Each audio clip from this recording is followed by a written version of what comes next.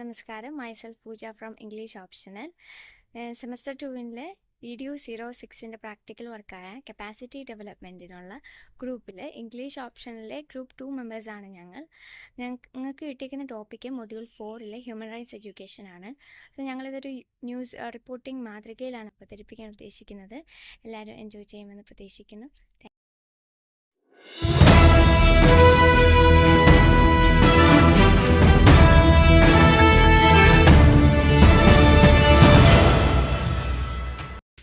നമസ്കാരം. ന്യൂസ് നൈറ്റിലേക്ക് സ്വാഗതം. ആദ്യം പ്രധാന തലക്കെട്ടുകൾ. സംസ്ഥാനത്ത് വീണ്ടും തെരുവുനായ ശല്യം രൂക്ഷം. ആക്രമണത്തിനിരയായി കോളേജ് വിദ്യാർത്ഥിനി. തിരുവനന്തപുരം വർക്കലയിൽ ബാലവേല. 12 വയസ്സ് പ്രായമുള്ള പെൺകുട്ടിയെ കൊണ്ട് കൂലിവേല ചെയ്യിക്കുന്നതായി പരാതി. സ്ത്രീധനത്തിന്റെ പേരിൽ പീഡനം, അനുഭവങ്ങൾ തുറന്നു പറഞ്ഞ് ഇരയായ യുവതി. വാർത്തകൾ വിശദമായി. തെരുവുനായ ആക്രമണത്തിനിരയായി കോളേജ് വിദ്യാർത്ഥിനി. തിരുവനന്തപുരം വർക്കലയിലാണ് വിദ്യാർത്ഥിനിക്ക് ആക്രമണമുണ്ടായത്. പരിക്കേറ്റ വിദ്യാർത്ഥിനിയെ വർക്കല താലൂക്ക് ആശുപത്രിയിൽ പ്രവേശിപ്പിച്ചു. സംഭവത്തിന്റെ CCTV ദൃശ്യങ്ങൾ നമ്മുടെ ചാനലിന് ലഭിച്ചിട്ടുണ്ട്. ദൃശ്യങ്ങളിലേക്ക്.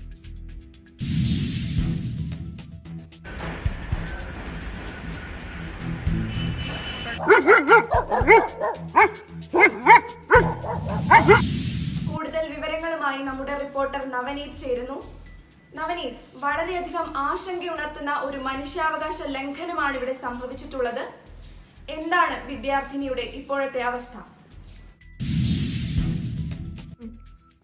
ദിനം പ്രതി തെരുവുനായകളുടെ ആക്രമണത്തിന് ഇരയാവുന്നവരുടെ എണ്ണം കൂടി വരികയാണ്. വർക്കലയിൽ ഒരു കോളേജ് വിദ്യാർത്ഥിനിയെ തെരുവുനായികൾ കൂട്ടം കൂടി ആക്രമിച്ചു എന്ന ദാരുണമായ വാർത്തയാണ് നമ്മുടെ കയ്യിലേക്ക് എത്തിയിരിക്കുന്നത്. വിദ്യാർത്ഥിനി ഇതുവരെ അപകടനില തരണം ചെയ്തിട്ടില്ല എന്നാണ് നമുക്ക് അറിയാൻ സാധിക്കുന്നത്. നന്ദി നവനീത്. 12 വയസ്സ് പ്രായമുള്ള പെൺകുട്ടിയെ കൊണ്ട് വർക്കലയിലെ ഒരു തൊഴിലിടത്തിൽ കൂലിവേല ചെയ്യിക്കുന്നതായി കണ്ടെത്തി. വിവരങ്ങൾ അറിഞ്ഞ് ചൈൽഡ് വെൽഫെയർ കമ്മിറ്റിയുടെ നേതൃത്വത്തിൽ പരിശോധന നടത്തി നടപടികൾ സ്വീകരിച്ചു. വിശദവിവരങ്ങളുമായി നമ്മുടെ റിപ്പോർട്ടർ പൂജ, സംഭവങ്ങളുടെ നിജസ്ഥിതി വിശദീകരിക്കാമോ? നമസ്കാരം അനഘ. ഇന്നലെയാണ് ഇത്തരത്തിലൊരു സംഭവത്തെപ്പറ്റി നമ്മുടെ ചാനലിന് വിവരം ലഭിക്കുന്നത്. ഉടനെ തന്നെ ചാനലിൻ്റെ ആൾക്കാർ അവിടെ ചെല്ലുകയും ഈ സംഭവം പകർത്തുകയും ചെയ്തു. അതിൻ്റെ ദൃശ്യങ്ങളാണ് നിങ്ങളിനി കാണാൻ പോകുന്നത്. 1986 ഡിസംബർ 23-നാണ് ഇന്ത്യയിൽ ഔദ്യോഗികമായി ബാലവേല നിരോധിക്കപ്പെട്ടത്. ഈ നിയമത്തിലൂടെ 14 വയസ്സിനു താഴെയുള്ള കുട്ടികളെ കൊണ്ട് ജോലികൾ ചെയ്യിപ്പിക്കുന്നത് ശിക്ഷാർഹമാക്കി. 39 വർഷം പിന്നിട്ടിട്ടും ഇന്ത്യയിൽ ഇത് തുടരുന്നു എന്നതിൻ്റെ സൂചനയാണ് വർക്കലയിലെ ഒരു തൊഴിലിടത്തു നിന്നുമുള്ള ഈ കാഴ്ച നമ്മളെ സൂചിപ്പിക്കുന്നത്. 12 വയസ്സ് മാത്രം പ്രായമുള്ള ഒരു കുട്ടിയെ കൊണ്ട് കഠിനമായി പണിയെടുപ്പിക്കുന്നത് തീർച്ചയായും ഒരു മനുഷ്യാവകാശ ലംഘനമാണ്. ചിത്രം പകർത്തിയത് നമ്മുടെ ക്യാമറമാൻ നവനീത്, ഒപ്പം റിപ്പോർട്ടർ പൂജ. വളരെ നന്ദി പൂജ. ഔദ്യോഗികമായി ബാലവേല നിരോധിച്ചിട്ടുണ്ട് എങ്കിലും ഇത്തരം സംഭവങ്ങൾ തുടർന്നുകൊണ്ടേയിരിക്കുന്നു. മറ്റൊരു വാർത്തയിലേക്ക്. കൊല്ലം കടപ്പാക്കടയിൽ സ്ത്രീധനത്തിന്റെ പേരിൽ യുവതിയെ ക്രൂരമായി പീഡിപ്പിച്ച് ഭർത്താവും ഭർത്തൃ വീട്ടുകാരും. പീഡനത്തെ തുടർന്ന് ബോധരഹിതയായ യുവതിയെ അയൽക്കാർ ചേർന്ന് ആശുപത്രിയിൽ പ്രവേശിപ്പിച്ചു. ആശുപത്രി അധികൃതർ വിവരം അറിയിച്ചതിനെ തുടർന്ന് പോലീസ് എത്തി കേസ് രജിസ്റ്റർ ചെയ്തു. കഴിഞ്ഞ ശനിയാഴ്ചയാണ് കേസിനാസ്പദമായ സംഭവം ഉണ്ടായത്. ഞങ്ങളുടെ പ്രതിനിധിയോട് തന്റെ ദുരനുഭവങ്ങൾ തുറന്നു പറഞ്ഞ് യുവതിയുമായി നമ്മുടെ പ്രതിനിധി സീതാ കല്യാണി നടത്തിയ അഭിമുഖത്തിലേക്ക്. എല്ലാവർക്കും നമസ്കാരം. സ്ത്രീകൾ സ്വന്തം കാലിൽ ഉറച്ചു നിൽക്കുകയും അവരുടെ ചിറകുകൾ വച്ച് പറക്കാൻ ശ്രമിക്കുന്ന ഇന്നത്തെ കാലഘട്ടത്തിലും ഒരിക്കലും കൂട്ടിമുട്ടിക്കാനാവാത്ത അന്ധവിശ്വാസങ്ങളുടെ പേരിലും കാലാകാലങ്ങളായി അവഗണിക്കപ്പെട്ടുകൊണ്ടിരിക്കുന്ന നിറത്തിന്റെ പേരിലും തന്റെ അവകാശങ്ങൾ പോലും മറന്ന് ജീവിക്കേണ്ടി വരുന്ന അനേകായിരം സ്ത്രീ ജന്മങ്ങളുണ്ട് നമുക്ക് ചുറ്റും. വൈവാഹിക ജീവിതത്തെക്കുറിച്ച് ഓരോ സ്ത്രീക്കും ഓരോ കഥയാണ് പറയാനുണ്ടാവുക. ഒരുപക്ഷെ അവയെല്ലാം പ്രതീക്ഷകൾക്കും വിപരീതമായേക്കാം. അവ പലർക്കും തിക്തമായ അനുഭവങ്ങളാണ് സമ്മാനിക്കുന്നത്. കരുത്താകേണ്ട വൈവാഹിക ജീവിതം കനലായ ലക്ഷ്മിയുടെ അനുഭവത്തിലേക്ക് നമ്മളോടും ചേരുന്നത് ലക്ഷ്മിയാണ്. നമസ്കാരം. ലക്ഷ്മി എങ്ങനെയാണ് ഈ വിവാഹത്തിലേക്ക് എത്തിപ്പെട്ടത്? വിവാഹം എനിക്ക് PG കഴിഞ്ഞ സമയത്ത് തന്നെ വീട്ടില് കല്യാണം നോക്കുന്നുണ്ടായിരുന്നു. അപ്പോൾ ഒരുപാട് ആലോചനകൾ വന്നു. പക്ഷെ പലതും നടക്കാതെ പോയി. പ്രധാന ഒരു കാരണം എൻ്റെ ജാതകത്തിൽ ചെറിയ പ്രശ്നങ്ങളുണ്ടായിരുന്നു. ചൊവ്വാദോഷം ത്തിൻ്റെ കുഴപ്പമുണ്ടായിരുന്നു. പിന്നെ 26-നുള്ളിൽ വിവാഹം നടന്നില്ലെന്നുണ്ടെങ്കിൽ പിന്നീട് വിവാഹം ഉണ്ടാവില്ല എന്നൊക്കെ ജാതകത്തിൽ പറഞ്ഞിരുന്നു. എനിക്ക് 26 വയസ്സായി. അങ്ങനെ ഇരിക്കെയാണ് ഈ ഒരു ആലോചന വന്നത്. ഒരു ബ്രോക്കർ വഴി എനിക്ക് പരിചയമുള്ള ഒരു ബ്രോക്കർ വഴി വന്ന ഒരു ആലോചനയാണ്. അപ്പോൾ ഇവരോട് സൂചിപ്പിച്ചിരുന്നു ഞങ്ങൾക്ക് ഈ ജാതകത്തിലുള്ള കുഴപ്പം ഉണ്ട് എന്ന് സൂചിപ്പിച്ചിരുന്നു. പക്ഷെ ഇവര് വേറെ പ്രശ്നമൊന്നും പറഞ്ഞില്ല. ഞങ്ങൾക്ക് അവർക്കതിലൊന്നും വിശ്വാസം ഇല്ല എന്നാണ് പറഞ്ഞത്. കല്യാണം കഴിഞ്ഞിട്ടുള്ള വീട്ടിലെ അവസ്ഥ എങ്ങനെയായിരുന്നു? എന്നെ വളരെ മോശമായിട്ട് എൻ്റെ അടുത്ത് സംസാരിക്കുകയും തല്ലാനൊക്കെ തുടങ്ങി. അപ്പം അവിടുന്ന് പല രീതിയിൽ അവർ ഹറാസ് ചെയ്യാൻ വേണ്ടി തുടങ്ങി. പിന്നെ അവർ കൂട്ടമായിട്ടിരുന്ന് ബോഡി ഷേമിങ് ചെയ്യുക. അവര് ഒരു പ്രധാനപ്പെട്ട വിനോദം തന്നെയായിരുന്നു ബോഡി ഷേം ചെയ്യിക്കുക, മെലിഞ്ഞിരിക്കുകയാണ്, കറുത്തിരിക്കുകയാണ് എന്നുള്ള രീതിയിൽ അവര് വളരെ മോശമായ രീതിയിൽ എന്നെ ഹറാസ് ചെയ്യായിരുന്നു. എന്തൊക്കെ തരത്തിലുള്ള ബുദ്ധിമുട്ടുകളാണ് ലക്ഷ്മി അവിടെ അനുഭവിക്കേണ്ടതായി വന്നത്? എന്ത് ജോലി ചെയ്താലും ഓരോ കുറ്റങ്ങൾ കണ്ടുപിടിച്ച് ഒരുപാട് ചീത്ത വിളിക്കുകയും അടിക്കുകയൊക്കെ ചെയ്യുമായിരുന്നു. ഒപ്പം എനിക്ക് ഇടയ്ക്ക് ഒരു ഇന്റർവ്യൂവിന് വന്നിരുന്നു. അപ്പം ഇന്റർവ്യൂവിന് കൊണ്ടുപോകാൻ സർട്ടിഫിക്കറ്റ്സ് എല്ലാം അവരുടെ വീട്ടിലായിരുന്നു ഉണ്ടായിരുന്നത്. അപ്പം ഞാൻ പോകുന്ന അറിഞ്ഞിട്ട് എൻ്റെ സർട്ടിഫിക്കറ്റ്സ് എല്ലാം അവർ കത്തിച്ചു കളഞ്ഞു. എന്നിട്ട് 3 ദിവസത്തോളം എന്നെ റൂമിൽ പൂട്ടിയിട്ടു. എനിക്ക് 3 ദിവസവും ഞാൻ ബാത്റൂമിലെ ടാപ്പിലെ വെള്ളം കുടിച്ചിട്ടാണ് ഞാൻ സർവൈവ് ചെയ്തത്. ഫുഡ് വരെയോ വീട്ടുകാരുമായിട്ട് കമ്മ്യൂണിക്കേറ്റ് ചെയ്യാനോ ഒന്നിനും സമ്മതിച്ചില്ല. അവൻ ഭയങ്കര ആൽക്കഹോളിക് ആയിട്ടുള്ള ഒരാളാണ്. മദ്യപിച്ചിട്ട് വന്നിട്ട് തല്ലുക. ഞാൻ ഡിഫെൻഡ് ചെയ്യണമെന്നുണ്ടെങ്കിൽ ഒരുപാട് ദേഷ്യമൊക്കെ വരുമ്പോഴത്തേക്ക് എന്നെ കട്ടിലിൻ്റെ കാലിൽ കൈ കെട്ടിയിട്ടിട്ട് സിഗരറ്റ് കൊണ്ട് പൊള്ളിക്കുക ഒക്കെ ചെയ്തിരുന്നു. ലക്ഷ്മി എന്ത് സാഹചര്യത്തിലാണ് ഇതിൽ നിന്നൊക്കെ പുറത്ത് വരണം എന്നൊരു തീരുമാനത്തിലേക്ക് എത്തിച്ചേർന്നത്? പെട്ടെന്ന് എൻ്റെ തീരുമാനത്തിലുണ്ടായ ഒരു സംഭവമല്ല. ഒരു ദിവസം രാത്രിയിൽ അരുൺ ഒരുപാട് മദ്യപിച്ചിട്ട് വന്നു, ബഹളം ഉണ്ടാക്കി, എന്നെപ്പറ്റി ഒരുപാട് അപവാദങ്ങൾ പറഞ്ഞു. അപ്പം ഞാനും തിരിച്ച് പ്രതികരിച്ചു. അപ്പോൾ അയാൾ കൂടുതൽ അഗ്രസീവായിട്ട് എന്നെ അടിക്കാനും ഒക്കെ തുടങ്ങി.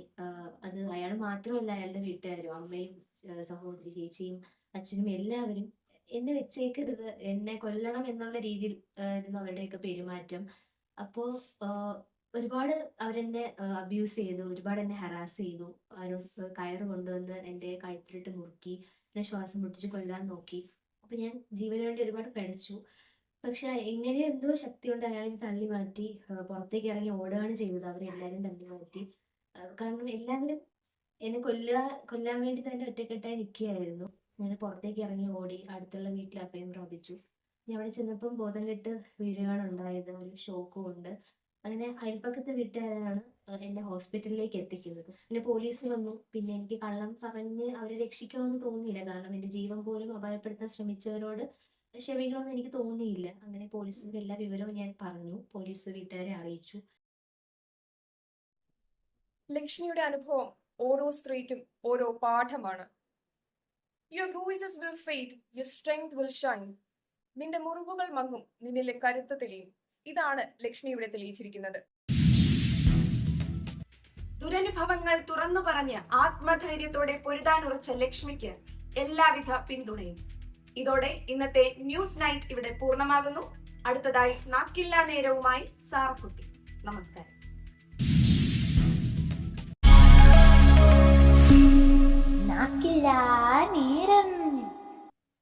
നമസ്കാരം, ഞാൻ നിങ്ങളുടെ സ്വന്തം സാറക്കുട്ടി.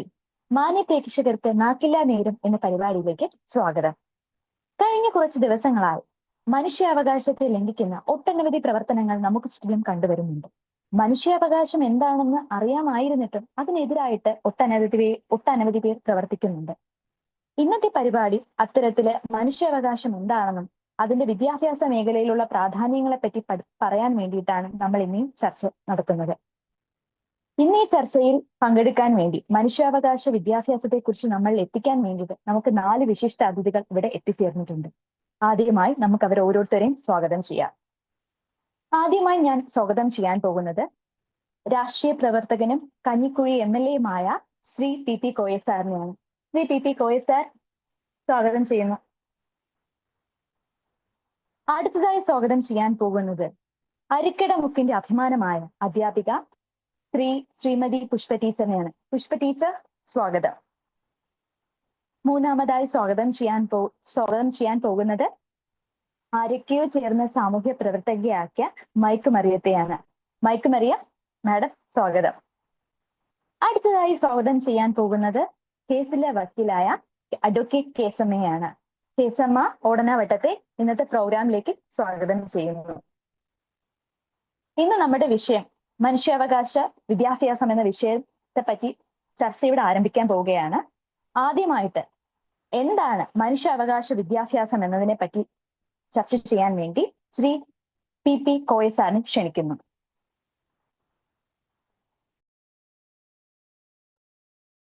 ഹലോ സുഹൃത്തുക്കളെ, എനിക്ക് ഹ്യൂമൻ റൈറ്റ്സിനെ പറ്റി കുറച്ച് കാര്യങ്ങൾ പറയാനുണ്ട്. ഈ ഭൂമിയിൽ അല്ലെങ്കിൽ ഈ രാജ്യത്ത് മനുഷ്യർക്ക് നല്ല ജീവിതം നയിക്കാൻ വേണ്ടിയിട്ടുള്ള അവകാശങ്ങളാണ് ഹ്യൂമൻ റൈറ്റ്സ് എന്ന് പറയുന്നത്.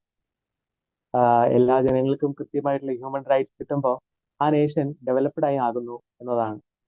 അവിടെ വഴക്കുകൾ ഉണ്ടാകുന്നില്ല, വയലൻസ് ഉണ്ടാകുന്നില്ല. ഇതൊക്കെയാണ് ഒരു ഹ്യൂമൻ റൈറ്റ്സ് എല്ലാ മനുഷ്യർക്കും കിട്ടുമ്പോഴുണ്ടാകുന്ന അവസ്ഥ എന്ന് പറയുന്നത്. ഹ്യൂമൻ റൈറ്റ്സ് എന്ന് പറയുമ്പോൾ ജാതിയുടെയോ മതത്തിന്റെയോ ലിംഗത്തിന്റെയോ ജനിച്ച സ്ഥലത്തിന്റെയോ ഒന്നിന്റെ അടിസ്ഥാനത്തിൽ ഉണ്ടാകുന്ന ഒന്നല്ല. പലതരത്തിലാണ് ഹ്യൂമൻ റൈറ്റ്സുകൾ ഉള്ളത്. Civil rights and political rights എന്ന് പറഞ്ഞാൽ ഒരു വ്യക്തിക്ക് പൊളിറ്റിക്സിൽ കാര്യങ്ങളിൽ ഇടപഴകാൻ പറ്റുന്ന അവകാശങ്ങളെയാണ് ഈ പൊളിറ്റിക്കൽ റൈറ്റ്സ് എന്ന് പറയുന്നത്. എക്കണോമിക്, സോഷ്യൽ, കൾച്ചറൽ റൈറ്റ്സ്, അതാണ് രണ്ടാമത്തെ റൈറ്റ് എന്ന് പറഞ്ഞാൽ ഒരു വ്യക്തിക്ക് സ്വന്തം ഏത് ജാതിയിൽ വിശ്വസിക്കണം, അല്ലെങ്കിൽ ഏത് മതത്തിൽ ഉൾപ്പെടണം, അല്ലെങ്കിൽ ഏത് സംസ്കാരത്തെ മുന്നോട്ട് കൊണ്ടുപോകണം എന്ന് തീരുമാനിക്കുന്നതാണ് ഈ റൈറ്റുകൾ. അടുത്തത് ഗ്രൂപ്പ് റൈറ്റ്സ് എന്ന് പറയുമ്പോൾ അത് കുട്ടികൾക്ക് വേണ്ടുന്ന റൈറ്റ്സ് അല്ലെങ്കിൽ സ്ത്രീകൾക്ക് വേണ്ടുന്ന റൈറ്റ്സ് എന്ന് പറയുന്നതാണ്. ഇനി 1948 പുറത്തിറങ്ങിയ universal declaration of human rights എന്ന് പറയുന്ന നിയമത്തിന്റെ പ്രധാന ലക്ഷ്യം തന്നെ ഈ എല്ലാവർക്കും ഹ്യൂമൻ റൈറ്റ്സ് ഉണ്ടാക്കി കൊടുക്കുക എന്നത് തന്നെയാണ്. എങ്ങനെയൊക്കെ ആണെങ്കിൽ കൂടിയും രാജ്യത്തിലെ എല്ലാവർക്കും ഒരുപോലെ അവകാശങ്ങൾ കിട്ടുന്നില്ല എന്നതാണ്. സ്ത്രീകളും കുട്ടികളും ഒക്കെയും ഇപ്പോഴും അവർക്ക് വേണ്ടുന്ന അവകാശങ്ങൾ കിട്ടാതെ സമൂഹത്തിൽ ഒരുപാട് വേദനകളും യാതനകൾക്കും അനുഭവിക്കുന്നവരാണെന്ന് നമുക്കറിയാൻ പറ്റും.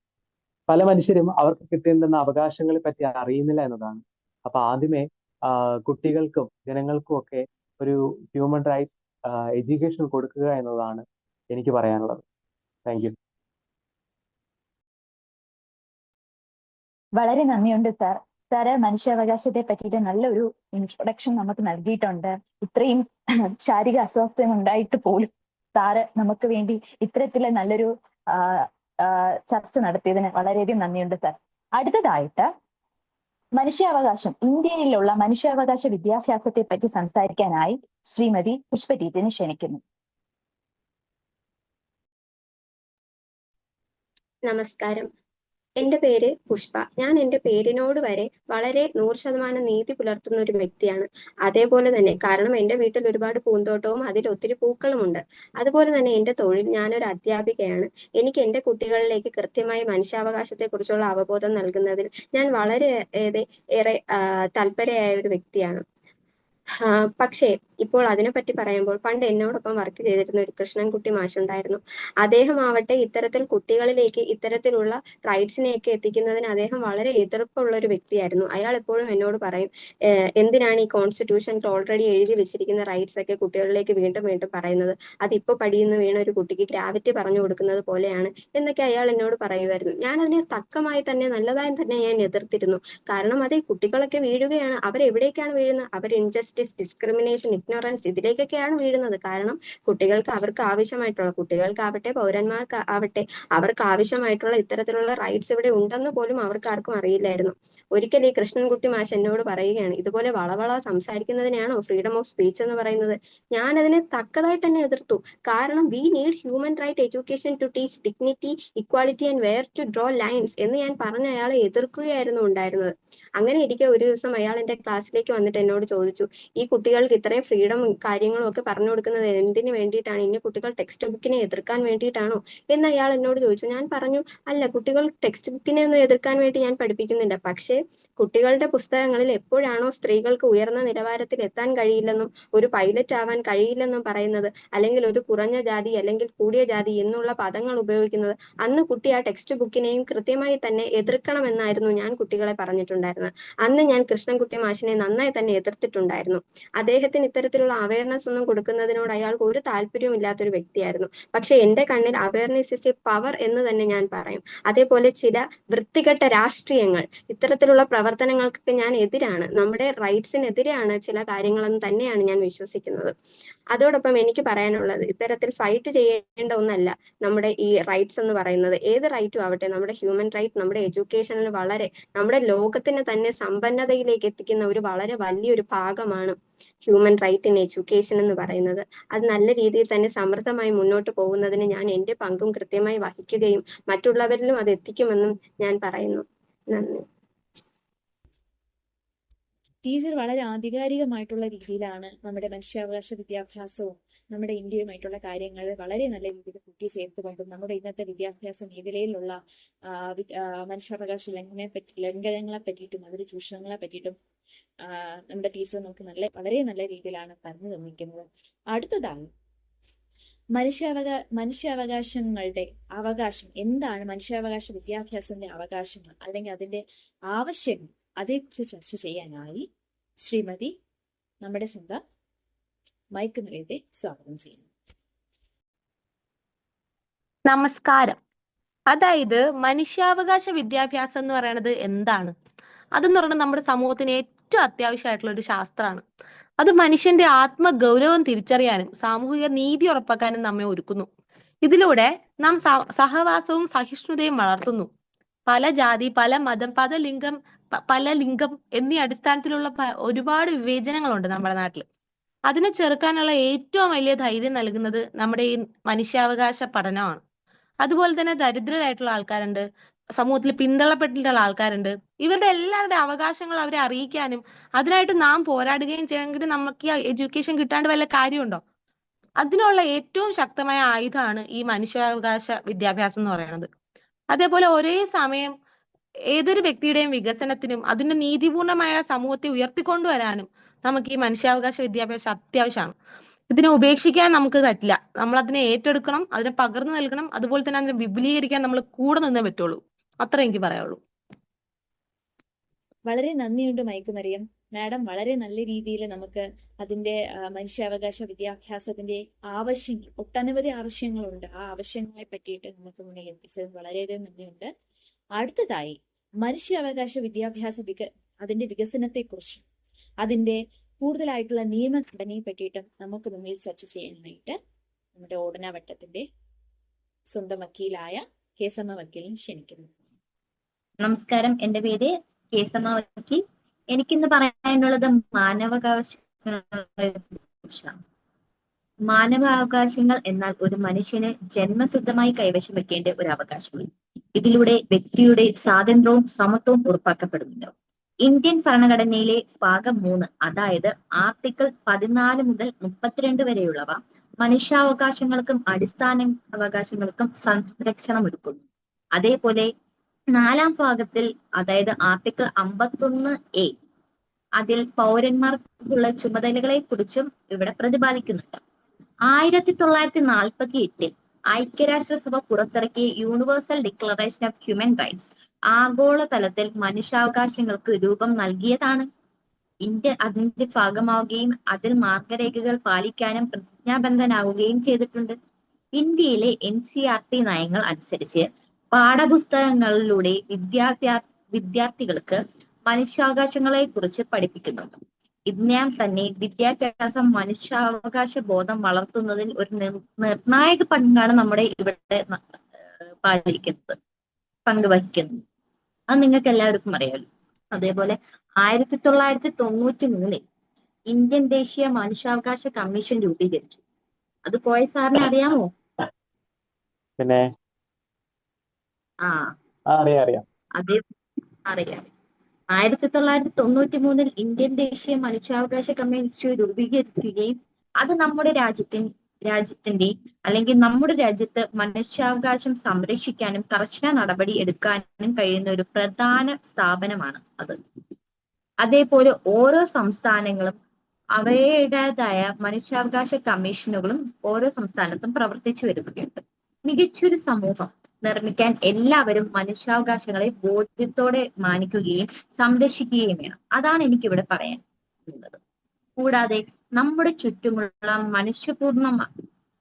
ചുറ്റുപാടുകളും മനുഷ്യപൂർണ്ണമാകാനും ഇതൊരു വഴി കൂടിയാണ് എന്നാണ് എനിക്കിവിടെ പറയാനുള്ളത്. അതിനാൽ നമ്മൾ മനുഷ്യാവകാശങ്ങൾക്ക് മുൻഗണന കൊടുക്കേണ്ടതുണ്ട്. നന്ദി. ഇതൊക്കെയാണ് എനിക്കിതിൽ പറയാനുള്ളത്.